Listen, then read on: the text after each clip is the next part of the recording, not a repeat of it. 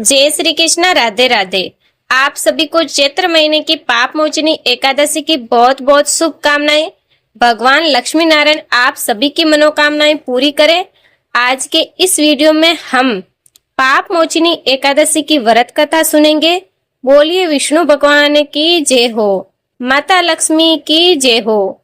एक समय की बात है, अर्जुन ने भगवान श्री कृष्ण से पूछा, हे कमल नयन, मैं आपसे जैसे जैसे एकादशी व्रत की कथाएं सुन रहा हूँ, त्यों त्यों अन्य एकादशी व्रत की कथाएं सुनने की भी मेरी और ज्यादा जिज्ञासा बढ़ती जा रही है। हे मधुसूदन, अब आप मुझ पर कृपा करें और चैत्र माह के कृष्ण पक्ष की एकादशी के बारे में बताएं। इस एकादशी का क्या नाम है और इस एकादशी में किन देवता का पूजन किया जाता है? इस एकादशी व्रत का क्या विधान है? हे श्री कृष्ण, आप ये सब बातें मुझसे विस्तार पूर्वक कहें।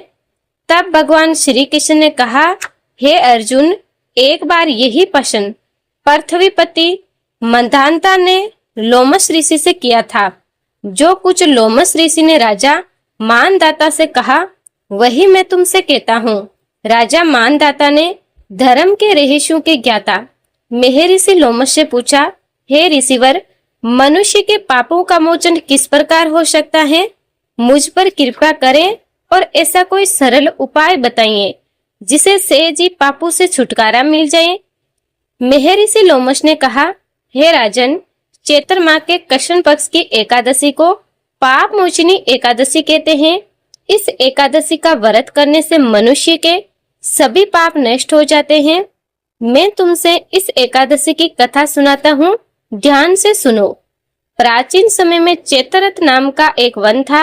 उसमें अप्सराएं किन्नरों के साथ व्यवहार किया करती थी। वहां पर सदैव बसंत का मौसम रहता था, अर्थात उस स्थान पर सदैव ही नाना प्रकार के फूल खिले रहते थे। कभी गंधर्व कन्याएं विहार करती तो कभी स्वयं देवेंद्र अन्य देवताओं के साथ वहां पर क्रीड़ा करते थे। उसी वन में मेधावी नाम के एक ऋषि तपस्या कर रहे थे। वे भगवान शिव के भक्त थे। एक दिन की बात है, मंजू गोसा नाम की एक अप्सरा ने उन ऋषि को देखा। उन्हें मोहित कर उनकी निकटता का लाभ उठाने की चेष्टा करने लगी। इसीलिए वहीं पर बैठकर वीणा बजाने लगी और मधुर स्वर में गाने लगी। उसी समय वहां पर कामदेव भी आ गए। वे भी शिव भक्त महर्षि मेधावी को जीतने का प्रयास करने लगे। कामदेव ने सुंदर अप्सरा का भू का धनुष बनाया, कटाक्ष को उसकी प्रत्यंचा बनाई और नेत्रु को मंजू गोसा अप्सरा का सेनापति बनाया। इस तरह कामदेव विजय प्राप्त करने के लिए तैयार हो गए। उस समय महर्षि मेधावी भी युवा अवस्था में थे और काफी हष्ट-पुष्ट थे। उन्होंने यज्ञोपवीत और दंड धारण कर रखा था। महर्षि स्वयं दूसरे कामदेव के समान लगते थे। उन मुनि को देखकर कामदेव के वश में हुई मंजू गोसा ने धीरे धीरे मधुर वाणी से वीणा पर गायन आरंभ किया तो महर्षि मेधावी भी मंजू गोसा के मधुर गायन और उसके सौंदर्य पर मोहित होने लगे। वह अप्सरा मेधावी मुनि को कामदेव से पीड़ित जानकर उनका आलिंगन करने लगी। महर्षि मेधावी उस अप्सरा के सौंदर्य पर मोहित हो गए और शिव रहस्य को ही भूल गए। काम के वशीभूत होकर अप्सरा के साथ रमन करने लगे। काम के वशीभूत होने के कारण मुनि को दिन रात का कुछ भी ज्ञान नहीं रहा। अत्यंत दीर्घ काल तक वे दोनों रमन करते रहे। मंजू गोसा ने मुनि से कहा, हे ऋषिवर, मुझे आए बहुत समय हो गया है, अतः अब मुझे जाना चाहिए। अप्सरा की बातें सुनकर ऋषि कहने लगे, हे मोहिनी, तुम संध्या को ही तो आई थी, थोड़ा और समय ठहरो, प्राप्त काल होने पर चली जाना। ऋषि के ऐसे वचनों को सुनकर अप्सरा उसके साथ रमण करने लगी। इस तरह से उन दोनों का बहुत सारा समय साथ में व्यतीत हुआ। मंजू गोसा ने ऋषि से फिर से कहा, हे विप्र, अब मुझे जाना चाहिए। मुनि ने फिर से कहा, हे रूपेशी, अभी तुम्हें आए अधिक समय नहीं हुआ है, कुछ समय और ठहर जाओ।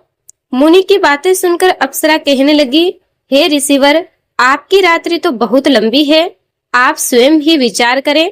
मुझे आपके पास आए कितना समय हो गया है। अब और अधिक समय तक ठहरना क्या उचित होगा? अप्सरा की बातें सुनकर मुनि को समय का बोध हुआ और वे विचार करने लगे।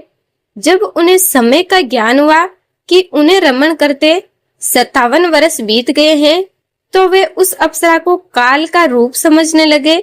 इतना अधिक समय भोग विलास में व्यर्थ चला जाने पर उन्हें बड़ा क्रोध आया।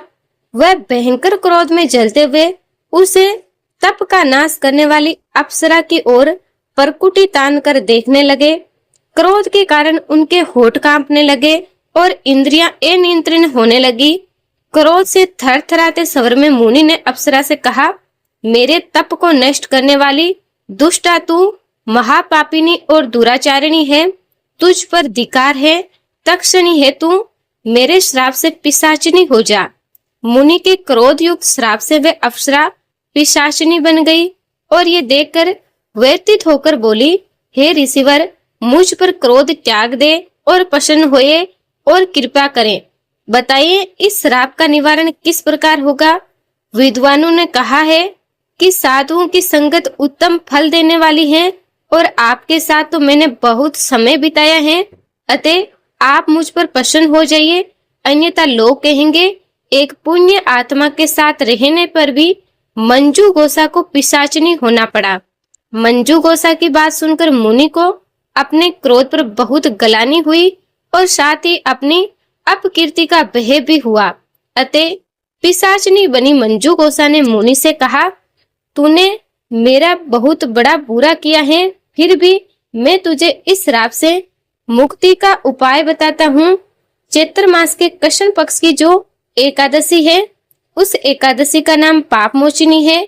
उस एकादशी का व्रत करने से तुम्हारी पिशाच देह से मुक्ति हो जाएगी। ऐसा कहकर मुनि ने उस व्रत का सारा विधान बता दिया। उसके बाद अपने पापों का प्रायश्चित करने के लिए वह अपने पिता चैवन्य ऋषि के पास गए। चैवन्य ऋषि ने अपने पुत्र मेधावी को देखा तो कहा, हे पुत्र, तुमने ऐसा क्या किया है कि तुम्हारे सभी तप नष्ट हो गए, तुम्हारा तेज मलन हो गया। तब मेधावी मुनि ने लज्जा से अपना सिर झुका लिया और कहा, पिताजी, मैंने एक अप्सरा के साथ रमन करके बहुत बड़ा पाप किया है। इसी पाप के कारण संभवत मेरा सारा तेज और मेरा सारा तप नष्ट हो गया है। आप मुझ पर कृपा करें और पाप से छूटने का कोई उपाय बताइए। तब ऋषि ने कहा, हे पुत्र, तुम चैत्र माह के कृष्ण पक्ष की एकादशी का विधि पूर्वक भक्ति पूर्वक उपवास करो, इसे तुम्हारे सभी पाप नष्ट हो जाएंगे।